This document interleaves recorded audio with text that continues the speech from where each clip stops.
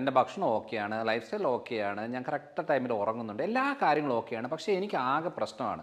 പ്രശ്നം എന്ന് പറയുന്നത് എന്താണ് ഉദ്ദേശിക്കുന്നത്? നല്ല ഇറച്ചിയും മീനും മുട്ടയും പൾസസും പഴങ്ങളും ടു സെഡ് കാര്യങ്ങൾ ഞാൻ കഴിക്കുന്നുണ്ട്. പലരും പറയാറുണ്ട് ഡോക്ടറുടെ വീഡിയോയിലൂടെ എല്ലാ കാര്യങ്ങളും ഞാൻ ചെയ്യുന്നുണ്ട്, എന്നിട്ടും എനിക്ക് ചെറിയ ബുദ്ധിമുട്ടുണ്ട് എന്ന് പറയുമ്പോൾ നമ്മൾ അറിയേണ്ട കാര്യം വെറുതെ കഴിച്ചിട്ട് മാത്രം കാര്യമില്ല. നമ്മുടെ ഭൂരിഭാഗം കാര്യങ്ങൾ നമുക്ക് എപ്പോഴും ഈസി ആയിട്ട് മനസ്സിലാകുന്നത് എങ്ങനെയാണെന്ന് വെച്ചാൽ വെറുതെ നമ്മുടെ നഖം നോക്കിയാൽ മതി. അതിനകത്ത് വരകളായിട്ട് വരാം, അല്ലെന്നുണ്ടെങ്കിൽ വൈറ്റ് പാച്ചസ് വരാം. ചിലർ പറയാറില്ല പുതിയ ഡ്രസ്സ് കിട്ടാനായിട്ടുള്ളതാണ് ഈ വെള്ള ഫംഗസ് വരുന്നതിൻ്റെ പോലത്തെ കാണുന്നത്, പുതിയ ഉടുപ്പ് കിട്ടും എന്നുള്ളവർ. ചിലർ പറയും കാൽസ്യമിൻ്റെ പ്രശ്നമാണ്. അങ്ങനെ അതൊന്നല്ല, സിങ്ക് കുറയുന്നത് കൊണ്ടാണ് ഈ പറയുന്ന കാര്യങ്ങളൊക്കെ ഉണ്ടാകുന്നത്. സെലിനിയം, ഈ സിങ്ക് സെലിനിയം ഏറ്റവും കൂടുതൽ നമ്മുടെ നഖത്തിൽ ക്ലിയർ ആയിട്ട് മനസ്സിലാവും. എപ്പോഴും റൂമിനകത്തിരിക്കുന്നത് ഈ ഉച്ച സമയത്തൊക്കെ പോയി നിന്നെങ്കിലൊക്കെയാണ് വിറ്റമിൻ ഡി കിട്ടുന്നത്. അതുകൊണ്ട് ഇത് മനസ്സിലാക്കി അത് ട്രീറ്റ് ചെയ്ത് പോവുകയാണെങ്കിൽ മാത്രമേ നമുക്കൊരു പ്രോപ്പറായിട്ട് നമുക്കൊന്ന് ലൈഫ് ലീഡ് ചെയ്യാൻ പറ്റത്തുള്ളൂ.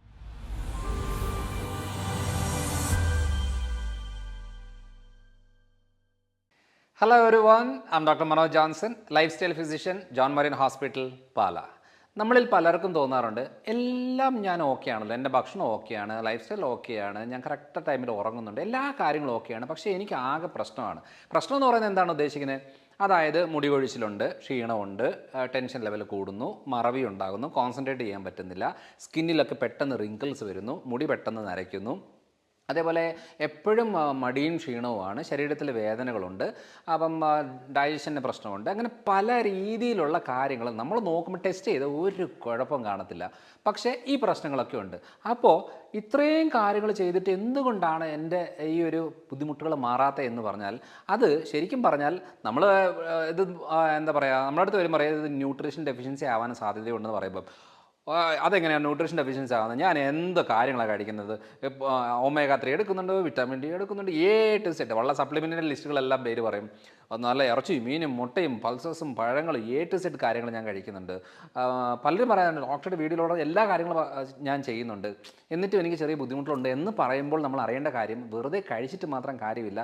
ഇതിൻ്റെ ഉള്ളിൽ എന്തൊക്കെ പ്രശ്നങ്ങളുണ്ട് എന്നുള്ളത് മനസ്സിലാക്കിയിട്ട് എന്തുകൊണ്ടാണ് ഇത്രയും കാര്യങ്ങൾ ചെയ്തിട്ട് നമുക്ക് ഈ അളവ് കുറയുന്നത്, വിറ്റമിൻ ഡി എങ്ങനെ കുറയുന്നത്, B12 എങ്ങനെ കുറയുന്നത്, ഫെറിറ്റിൻ എങ്ങനെ കുറയുന്നത്, ഇങ്ങനെ പല കാര്യങ്ങളും നമ്മൾ കുറവായിരിക്കും. പക്ഷെ അതൊരു വലിയ വിഷയമായിട്ട് ഡോക്ടേഴ്സ് പറയാത്തത് കൊണ്ട് നമ്മൾ അതിൻ്റെ റൂട്ട് കോസ് നോക്കത്തില്ല. അപ്പോൾ എന്താണ് എന്നുള്ളതാണ് നമ്മൾ ഈ ഒരു ഇതിലൂടെ ഉദ്ദേശിക്കുന്നത്. അതായത് നമ്മളിപ്പം ഭൂരിഭാഗം ആളുകൾ പറയുന്നത് എനിക്ക് എപ്പോഴും മുടി കൊഴിച്ചില്ല എന്ന് പറയുന്നവരുണ്ട്. അതേപോലെ പല കാരണങ്ങളുണ്ട്. എന്നാലും നമ്മളൊരു ചെക്ക് ചെയ്യുന്ന സമയത്ത് എപ്പോഴും ഈ ഫെറിറ്റിൻ എന്ന് പറയുന്ന ഒരു നമ്മൾ ചെയ്യണം. അപ്പോൾ ഈ ഫെറിറ്റിൻ എന്ന് പറയുമ്പം മനസ്സിലാക്കേണ്ട ഒരു കാര്യം എന്ന് വെച്ചാൽ, ഈ ഫെറിറ്റിനാണ് ശരിക്കും പറഞ്ഞാൽ ഭൂരിഭാഗ സാഹചര്യങ്ങളിൽ ഈ മുടി കൊഴിച്ചിലുണ്ടാക്കുന്നത്. അതായത് ഫെറിറ്റിൻ ഏറ്റവും ഇമ്പോർട്ടൻ്റ് ആയിട്ട് ആവശ്യമുള്ളതാണ് നമ്മുടെ ശരീരത്തിൽ. അതായത് ഈ അയൺ എന്ന് പറയുന്നത് ആക്റ്റീവ് ഫോമാണ്. നമ്മൾ ഫെറിറ്റിൻ എന്ന് പറയുന്നത് സ്റ്റോറേജ് ആയിട്ടിരിക്കുന്നതാണ്. ഈ ഫെറിറ്റിൻ ആവശ്യത്തിൽ നമുക്കില്ല എന്നുണ്ടെങ്കിൽ അയൺ ആയിട്ട് കൺവേർട്ട് ആവില്ല. ഈ അയൺ കുറഞ്ഞു കഴിഞ്ഞാൽ അല്ലെങ്കിൽ ഫെറിറ്റിൻ കുറഞ്ഞു കഴിഞ്ഞാൽ കുറച്ച് നാൾ കൊണ്ട് തന്നെ അവർക്ക് തൈറോയ്ഡ് പ്രശ്നമുണ്ടാകും. കാരണം ഏറ്റവും കൂടുതൽ തൈറോയ്ഡ് ഗ്ലാൻഡിൽ ഫംഗ്ഷനിങ് ആവണമെന്നുണ്ടെങ്കിൽ T3 T4 പ്രൊഡക്ഷനൊക്കെ പ്രോപ്പറായി വരണമെന്നുണ്ടെങ്കിൽ അതിന് ഏറ്റവും കൂടുതൽ ആവശ്യമുള്ളത് അയനാണ്. അപ്പം ഫെറിറ്റിൻ കുറഞ്ഞാൽ തൈറോയ്ഡ് ഉണ്ടാകും, ഫെറിറ്റിൻ കുറഞ്ഞാൽ മുടി കൊഴിച്ചിലുണ്ടാകും. അപ്പം അതിനെന്താ ചെയ്യേണ്ടത്? എന്തൊക്കെയാണ് അതിൻ്റെ കാരണങ്ങൾ? ഒന്നാമത്തെ കാര്യം എന്ന് പറയുന്നത് ലോ സ്റ്റൊമക്ക് ആസിഡ്. അതായത് ഫെറിറ്റിൻ എങ്ങനെയാണ് ശരിക്കും പറഞ്ഞാൽ നമ്മുടെ ഈ പ്രോട്ടീൻസും ഇറച്ചി മീൻ അല്ലെങ്കിൽ പയറുപരിപ്പ് വർഗ്ഗങ്ങൾ ഇതിനകത്തൊക്കെ ഉള്ള അയൺ കണ്ടൻറ്റ് നമുക്കത് ശരീരത്തിൽ ഉപയോഗപ്പെടണമെന്നുണ്ടെങ്കിൽ ഈ പ്രോപ്പർ അളവിൽ ആസിഡ് ഉണ്ടെങ്കിൽ മാത്രമേ ഈ പ്രോട്ടീനെ ദഹിപ്പിക്കാനും വിഘടിപ്പിക്കാനും അതിൽ നിന്നുള്ളത് അബ്സോർബ് ചെയ്യാനൊക്കെ പറ്റത്തുള്ളൂ. അപ്പം ആസിഡ് ലെവൽ കുറവാണെന്നുണ്ടെങ്കിൽ അവർക്ക് ഫെറിറ്റിൻ ലെവൽ കുറയാനുള്ള സാധ്യതയുണ്ട്. രണ്ടാമത്തെ കാര്യം എന്ന് പറയുന്നത് പാരസൈറ്റിക് ഇൻഫെക്ഷൻ. അതായത് വിരയുടെ പ്രശ്നമുള്ള ആളുകളിൽ, അതായത് നമ്മൾക്ക് കിട്ടുന്ന ഈ പറയുന്ന അയൺ കണ്ടൻറ്റ് എല്ലാം ഈ പറയുന്ന ഈ വിര തന്നെ പാരസൈറ്റ് തന്നെ എടുത്തുകൊണ്ട് പോകുമ്പോൾ ശരീരത്തിൽ അത് കിട്ടത്തില്ല. അതും ഒരു കാരണമാണ്.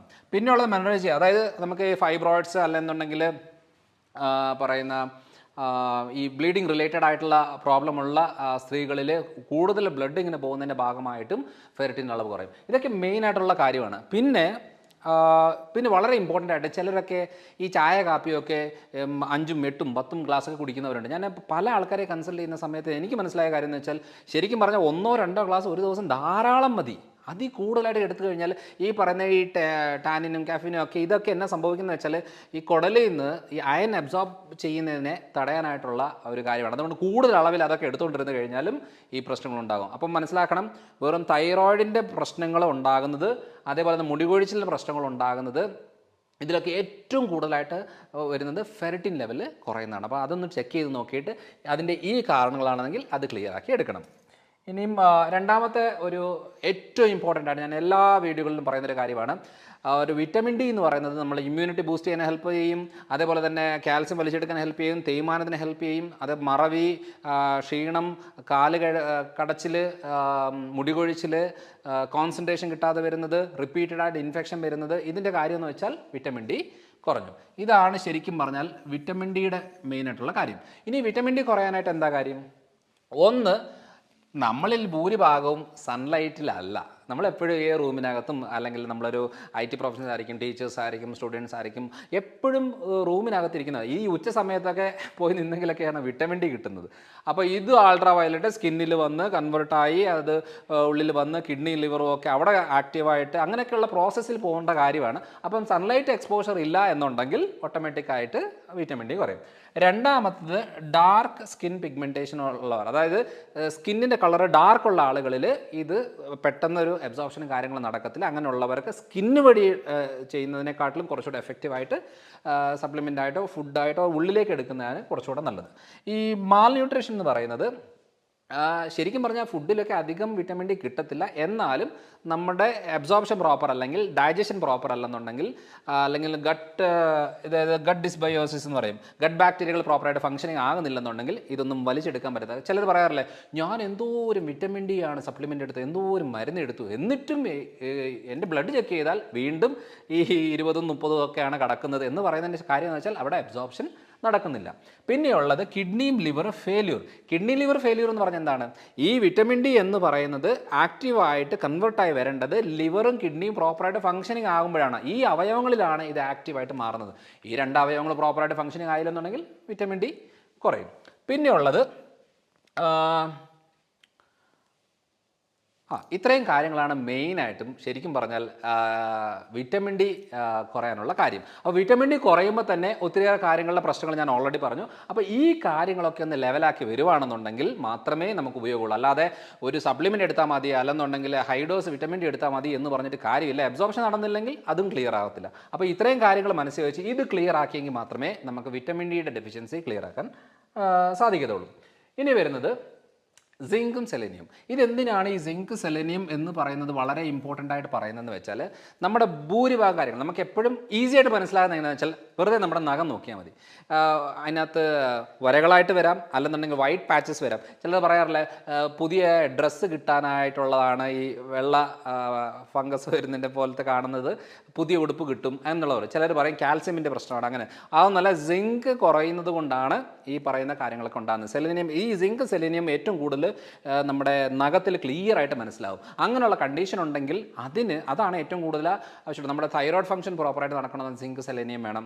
നമ്മുടെ ഇമ്മ്യൂണിറ്റി പ്രോപ്പറായിട്ട് വേണമെങ്കിൽ സിങ്ക് സെലേനിയം വേണം. മുടിയും സ്കിന്നും നഖവും ഒക്കെ പ്രോപ്പറായിട്ട് ആരോഗ്യത്തോട്ടിരിക്കണമെന്നുണ്ടെങ്കിൽ സിങ്ക് സെലേനിയം വേണം. അതെങ്ങനെയാണ്? ഒന്ന്, സെയിം കുടലിലെ പ്രശ്നം തന്നെയാണ്, ഗ്യാസ് റിലേറ്റഡ് ആയിട്ടുള്ള പ്രശ്നങ്ങൾ. അവർക്ക് റിപ്പീറ്റഡ് ആയിട്ട് ഇങ്ങനെയുള്ള ബുദ്ധിമുട്ടുണ്ടെന്നുണ്ടെങ്കിൽ ഇതിൻ്റെ അബ്സോർപ്ഷൻ നടക്കത്തില്ല, അതിൻ്റെ പ്രശ്നങ്ങളുണ്ടാവും. രണ്ടാമത്തത് എക്സസീവ് കാർബോഹൈഡ്രേറ്റ് ഇൻടേക്ക്. അതായത് ശരിക്കും പറഞ്ഞാൽ ഈ അരിയും ഗോതമ്പിനകത്തൊക്കെ സിങ്കും സെലേനിയം ഒക്കെ ഉണ്ട്. പക്ഷേ ഇത് ഓവറായിട്ട് കഴിക്കുന്ന ആളുകളിൽ ശരീരം അത് ഉപയോഗിക്കാതെ ഉള്ളതും കൂടെ പുറത്ത് കളയുന്ന രീതിയിലേക്ക് വരും. അപ്പോൾ അതുകൊണ്ട് ഹൈ ഇൻടേക്ക് ഓഫ് കാർബോഹൈഡ്രേറ്റ് വന്നു കഴിഞ്ഞാൽ ഓട്ടോമാറ്റിക്കായിട്ട് ഇത് കുറഞ്ഞു വരും. അപ്പോൾ ഇത് ഏറ്റവും കൂടുതൽ ആവശ്യമാണ് ശരീരത്തിൻ്റെ പ്രതിരോധ ശക്തിക്കും നോർമൽ ഫങ്ഷനിങ്ങിനും തൈറോയ്ഡ് ഫങ്ഷനും അതേപോലെ തന്നെ സ്കിന്ന്, നഖം, മുടി, ഈ പറയുന്ന പല കാര്യങ്ങൾക്കും, ഈ അതേപോലെ തന്നെ ഈ പല ഹോർമോൺസ് ഉണ്ടാകാനായിട്ടും കൺവേർഷനും കുറേ കാര്യങ്ങൾക്ക് ഇത് ആവശ്യമാണ്. ഇത് കുറഞ്ഞാൽ തന്നെ ഒത്തിരിയേറെ ബുദ്ധിമുട്ടുകൾ ഉണ്ടാകും. അതുകൊണ്ട് ഇത് മനസ്സിലാക്കി അത് ട്രീറ്റ് ചെയ്ത് പോവുകയാണെങ്കിൽ മാത്രമേ നമുക്കൊരു പ്രോപ്പറായിട്ട് നമുക്ക് ലൈഫ് ലീഡ് ചെയ്യാൻ പറ്റത്തുള്ളൂ. ഇനിയുള്ളത് B12. B12 എല്ലാവർക്കും അറിയാം, ശരിക്കും പറഞ്ഞാൽ അത് ഇപ്പോൾ വെജിറ്റേറിയൻസ് ആണെന്നുണ്ടെങ്കിൽ B12 പൊതുവേ കുറവായിരിക്കും. കാരണം അതിനനുസരിച്ച് വെജിറ്റേറിയൻ ഫുഡിനകത്ത് അധികം B12 ഇല്ലാത്തത് കൊണ്ട് നമുക്ക് ആ ഒരു വേണ്ടുന്ന അളവിൽ നമുക്ക് കിട്ടത്തില്ല. പക്ഷേ വെജിറ്റേറിയൻ ഫുഡ് എന്ന് പറയുന്നത് ഒരിക്കലും മോശമായിട്ടല്ല പറയുന്നത്. എന്നാലും ഇവല്യൂഷൻ വെച്ച് നോക്കുമ്പോൾ നമ്മുടെ വിശ്വാസവും നമ്മുടെ താല്പര്യങ്ങളും നമ്മുടെ കൾച്ചർ നമ്മുടെ അങ്ങനെയൊക്കെ നോക്കിക്കൊണ്ട് നമ്മളൊരു കാര്യം ചെയ്യുന്നത് നമ്മുടെ മാത്രമായിട്ടുള്ള കാര്യമാണ്. അതൊരിക്കലും ശരീരത്തിന് നോർമൽ രീതിയായിട്ട് യാതൊരു ബന്ധവുമില്ല. നമുക്ക് വെജിറ്റേറിയൻ ഫുഡ് കഴിച്ചിട്ട് അത് മാത്രം ഫോക്കസ് ചെയ്യാൻ താല്പര്യമെങ്കിൽ അങ്ങനെ ചെയ്യാം. പക്ഷേ അന്നേരം B12ൻ്റെ സപ്ലിമെൻറ്റോ കാര്യങ്ങൾ എന്തെങ്കിലും എടുക്കേണ്ടി വരുമെന്നുള്ളത്. പക്ഷേ നോൺ വെജ് കാര്യങ്ങളോ ഉള്ള ആളുകളിൽ പ്രോപ്പറായിട്ട് മെയിൻറ്റെയിൻ ആയി പോവും. എന്നിട്ടും ആകാത്ത ആൾക്കാരുണ്ട്. അങ്ങനെ ഉണ്ടെന്നുണ്ടെങ്കിൽ ഹൈപ്പോ ആസിഡിക് കണ്ടീഷനാണ്. അതായത് ആസിഡ് പ്രൊഡക്ഷൻ കുറഞ്ഞു കഴിഞ്ഞാലും B12ൻ്റെ പ്രശ്നങ്ങളുണ്ടാകും. അതേപോലെ തന്നെ ഓട്ടോ ഇമ്മ്യൂൺ ഡിസോർഡർ എന്ന് പറയുന്ന പല രീതിയിലുള്ള കുടൽ സംബന്ധമായിട്ടുള്ള പ്രശ്നങ്ങളുള്ള കണ്ടീഷനിലും ഇതിൻ്റെ അബ്സോർപ്ഷൻ നടക്കത്തില്ല.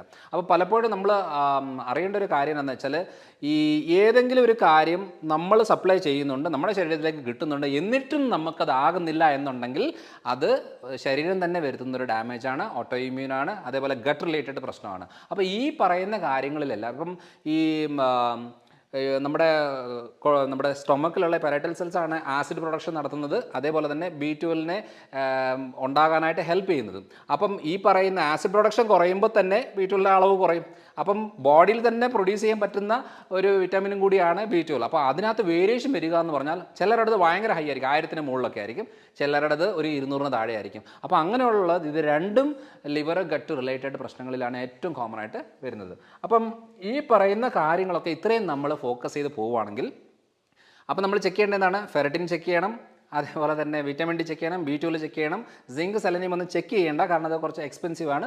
പക്ഷേ ഈ പറയുന്ന സിംറ്റംസ് ഉണ്ട്, വേറെ ബ്ലഡിൽ വേറെ കുഴപ്പങ്ങളൊന്നും ഇല്ല എന്നുണ്ടെങ്കിൽ ഇപ്പോൾ നമ്മൾ ജോൺ മരീൻസിൽ വരുന്ന ഭൂരിഭാഗം കാര്യങ്ങൾ നമ്മൾ ചെയ്യുന്ന കാര്യം എന്ന് വെച്ചാൽ ഇന്ന പ്രശ്നം ക്ലിയർ ആക്കി തരാം എന്നുള്ളതല്ല പറയുന്നത്.